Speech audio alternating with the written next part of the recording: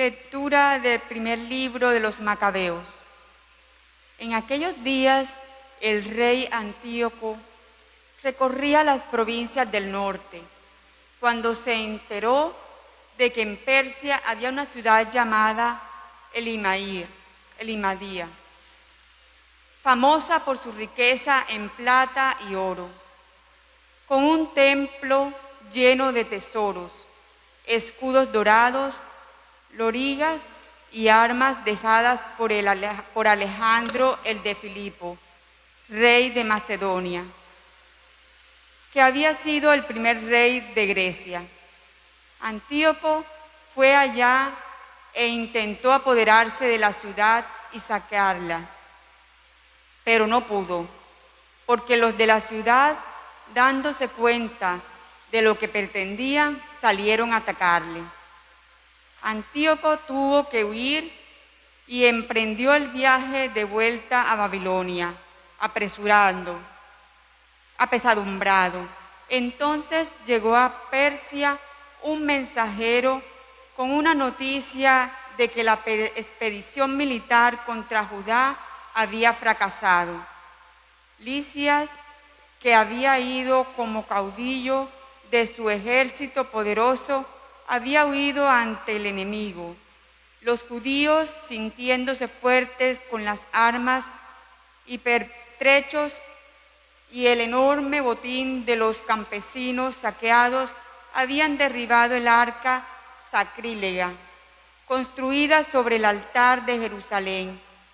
Había levantado en torno al santuario una muralla alta como la de antes, y los mismos en Bet-sur, ciudad que pertenecía al rey.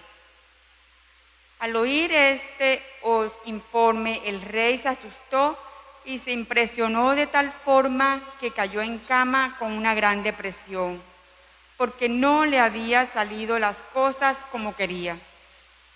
Allí pasó muchos días, cada vez más deprimido. Pensó que se moría y llamó a todos sus grandes y les dijo: el sueño ha huido de mis ojos, me siento abrumado de pena. Y me dijo: ¿a qué tribulación he llegado? ¿En qué violento oleaje estoy metido yo? Feliz y querido cuando era poderoso, pero ahora me viene a la memoria el daño que hice a Jerusalén, robando el ajuar de plata y oro que había allí, y enviando gente que exterminase a los habitantes de Judá sin motivo. Reconozco que por eso me han venido estas desgracias. Ya veis, muero de tristeza en tierra extranjera. Palabra de Dios. Gozaré, Señor, de tu salvación. Te doy gracias, Señor, de todo corazón. Proclamando todas tus maravillas, me alegro y exalto contigo. Y toco en honor de tu nombre, oh Altísimo. Porque mis enemigos retrocedieron, cayeron y perecieron ante su rostro.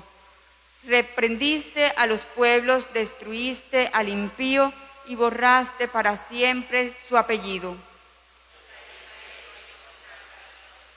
Los pueblos se han hundido en la fosa que hicieron.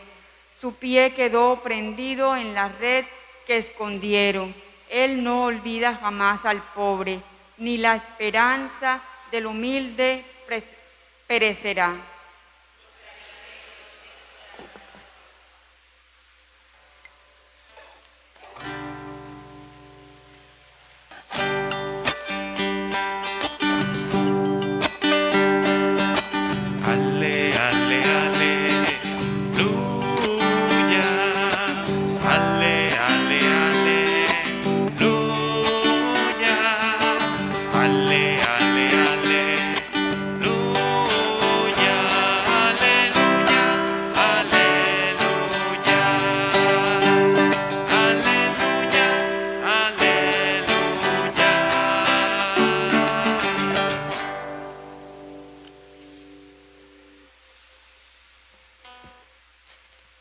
El Señor esté con ustedes. Y con tu espíritu. Lectura del Santo Evangelio según San Lucas. Gloria a ti, Señor. En aquel tiempo se acercaron a Jesús unos saduceos que niegan la resurrección y le preguntaron: Maestro, Moisés nos dejó escrito: si a uno se le muere su hermano, dejando mujer, pero sin hijos, cásese con la viuda y dé descendencia a su hermano. Pues bien, había 7 hermanos. El primero se casó y murió sin hijo. Y el segundo y el tercero se casaron con ella. Y así los 7 murieron sin dejar hijos. Por último murió la mujer. Cuando llegue la resurrección, ¿de cuál de ellos será la mujer? Porque los 7 han estado casados con ella. Jesús les contestó: en esta vida, hombres y mujeres se casan, pero los que sean juzgados dignos de la vida futura y de la resurrección de entre los muertos no se casarán, pues ya no pueden morir, son como ángeles, son hijos de Dios, porque participan en la resurrección.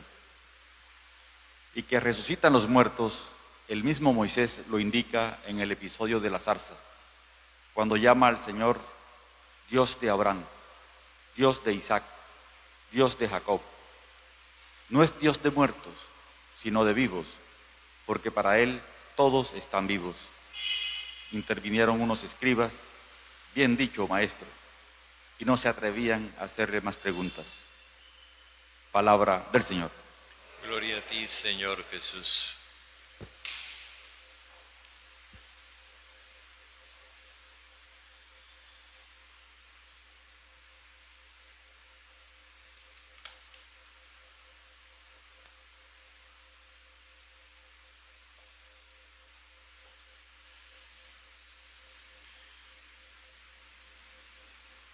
Ayer veíamos que la actitud de Jesús de enseñar en el templo algo distinto de lo que tradicionalmente venían enseñando los maestros de Israel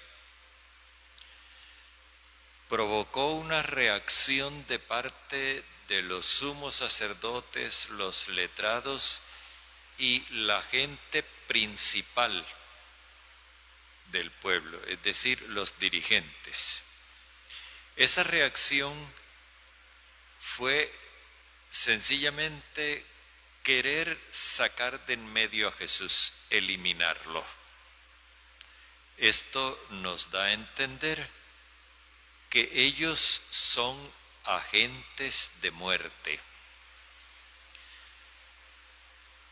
Y precisamente todos ellos, el Evangelio nos trae apenas un solo caso, el que estamos leyendo ahora, pues no en el Evangelio de Lucas. En el Evangelio de Lucas están todos los casos. Se presenta el caso de los que van a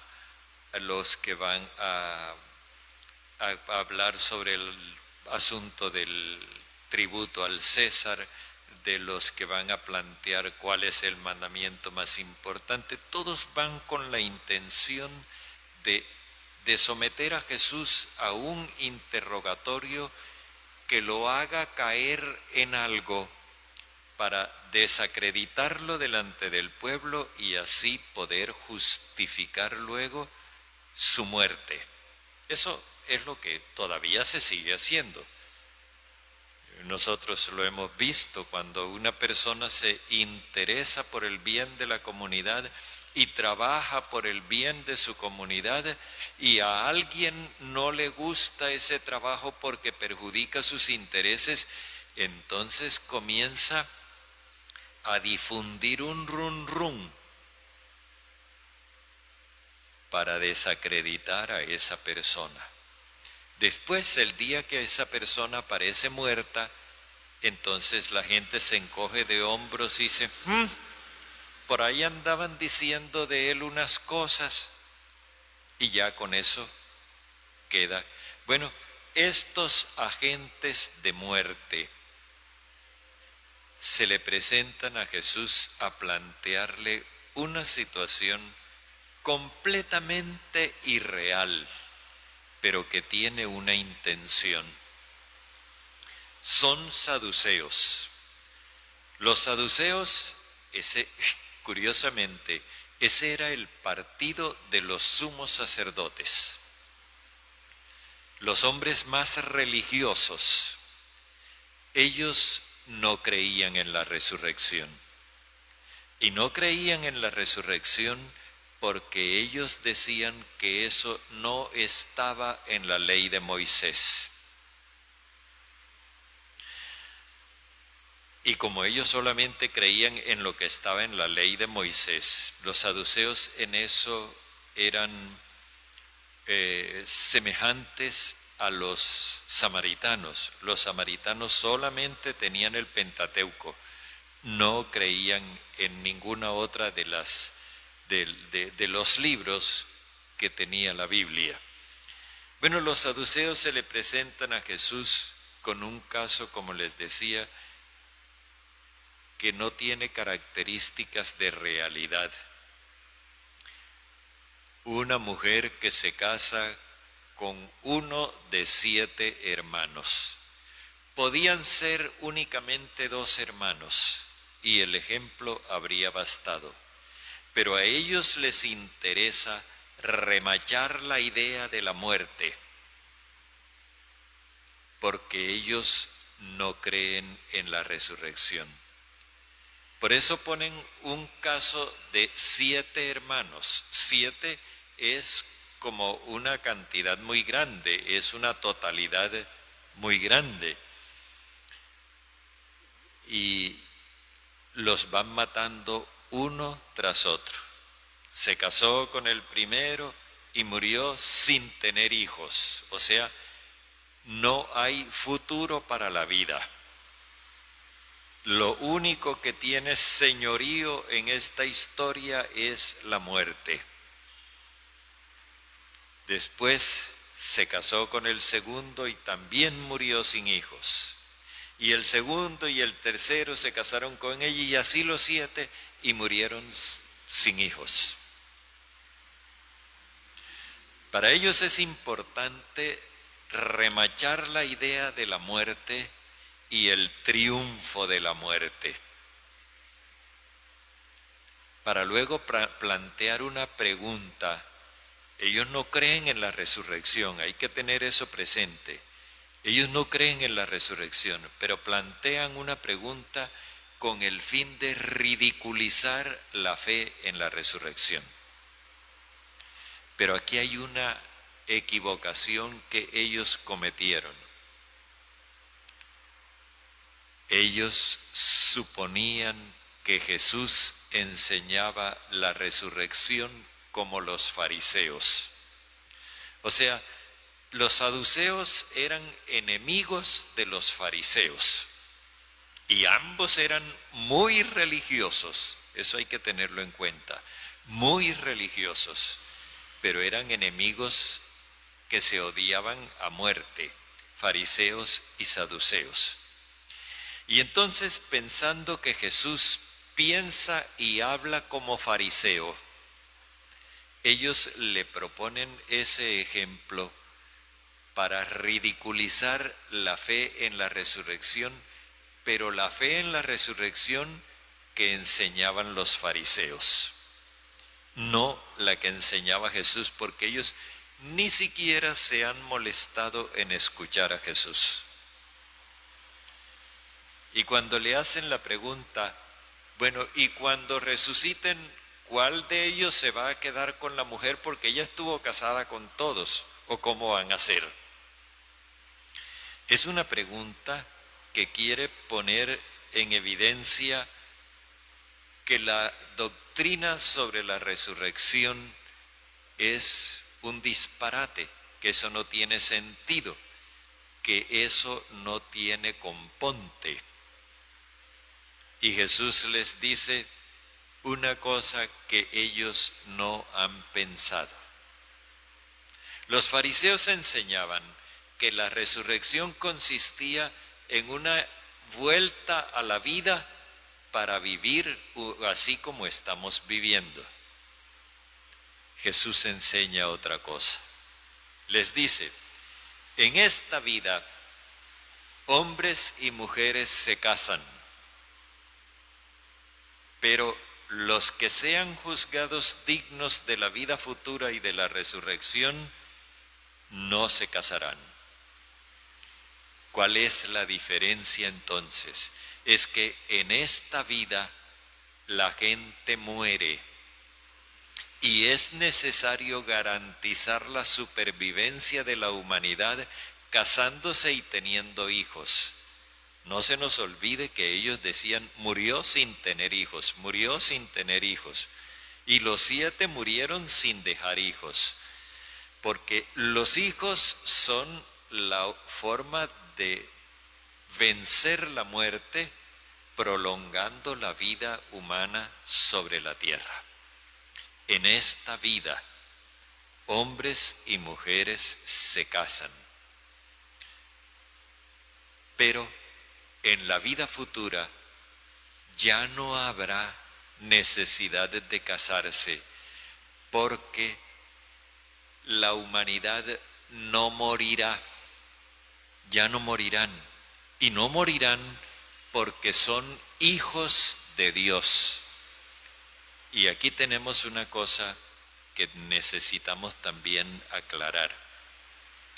En esta tierra, nosotros somos hijos de Dios, sí, pero también hijos de papá y mamá. Cuando resucitemos, no tendremos ya ni los genes ni la vida que nos transmitieron papá y mamá. Solamente tendremos la vida de Dios. Por eso es tan importante que nosotros en esta vida vivamos como hijos de Dios, para que cuando venga la muerte nos sorprenda como hijos de Dios, y entonces la muerte nos despojará de la vida física que nos dieron papá y mamá, pero no nos despojará de la vida que Dios nos ha dado a través de su Espíritu Santo por la fe en el Señor Jesucristo. Entonces, en la vida nueva, eterna, ya no seremos hijos de papá y mamá, sino hijos de Dios. Miren, eso lo doy yo a entender todos los días cuando encomendamos a los difuntos. Ustedes se dan cuenta que al principio yo digo fulano de tal, fulana, viuda de no sé quién, fulano, etcétera. Doy nombres con apellidos, pero luego cuando estoy haciendo la intercesión por ellos, dirigida a Dios, porque lo primero fue una información a ustedes, estamos encomendando a fulano de tal y damos nombres y apellidos. Cuando la intercesión va dirigida a Dios, ya no llevan apellidos, porque el apellido es el de Dios. Ya son hijos de Dios. Eso es lo que dice Jesús aquí. No pueden morir, son como ángeles, son hijos de Dios, porque participan de la resurrección. Es una realidad completamente nueva. Eso los saduceos no lo entendían y los fariseos tampoco. Y después ahora va a responder Jesús al cuento de ellos de que en la ley de Moisés no se hablaba de la resurrección. Y entonces les dice, y que resucitan los muertos. El mismo Moisés lo indica con el episodio de la zarza, cuando llama al Señor Dios de Abraham, Dios de Isaac, Dios de Jacob. En tiempos de Moisés ya hacía años que habían muerto Abraham, Isaac y Jacob. Según la mentalidad de los saduceos, se habían acabado. Y dice Jesús, si Moisés llama a Dios, Dios de Abraham, Dios de Isaac y Dios de Jacob, eso quiere decir una cosa: Dios no es Dios de muertos, sino de vivos, porque todos ellos viven para Él. Es decir, están viviendo con Dios. Que hay resurrección, sí la hay, pero no como la enseñan los fariseos, ni como la niegan ustedes. Es de otra manera, como la afirma Dios. Y Dios la afirma comunicando su propia vida a través de su Espíritu Santo. Esto es algo que los cristianos todavía necesitamos meditar para asimilar.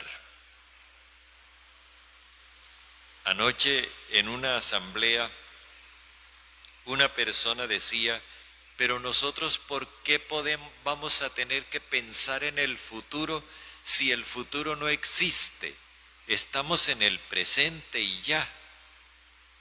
No, es que Jesús nos está invitando a pensar en el futuro, y no en un futuro cualquiera. No se trata de un futuro incierto que nosotros vayamos a mirar como con temor. Se trata de un futuro cierto que podemos mirar con toda confianza, porque es el futuro en el cual el Padre nos espera con los brazos abiertos para que nosotros seamos sus hijos por toda la eternidad. Esa es la realidad de la vida que nosotros estamos viviendo en este caminar terrestre. El Papa Francisco dice que para seguir a Cristo hay que moverse.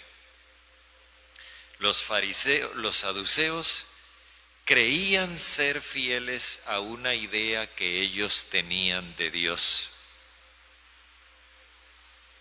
y no se daban cuenta de que sosteniendo esa doctrina ellos estaban renunciando a Dios. Los fariseos creían ser fieles con una doctrina que ellos enseñaban y no se daban cuenta de que lo que enseñaban era doctrinas de hombres. Y viene Jesús y rompe con todo eso y les presenta la realidad de Dios. Ninguno de ellos la acepta, ni los fariseos ni los saduceos. Pero de todas maneras nosotros decidimos seguir a Jesús. Nosotros decidimos aceptar su palabra. Y ahora nos encontramos en este camino, moviéndonos, como dice el Papa, caminando, avanzando, siguiendo las huellas del Señor. El Señor Jesús va delante de nosotros y nosotros no nos podemos detener. Toca seguirlo. Y ahora Él, en este camino por este desierto de la historia, nos da el maná, el pan del cielo, el verdadero pan del cielo, para que nosotros tengamos la seguridad de que nos estamos alimentando con la vida de Dios y que a pesar de que la muerte nos amenaza físicamente, el Padre nos anima porque la vida de Él está en nosotros y no estamos destinados a la tumba, sino a la gloria celeste.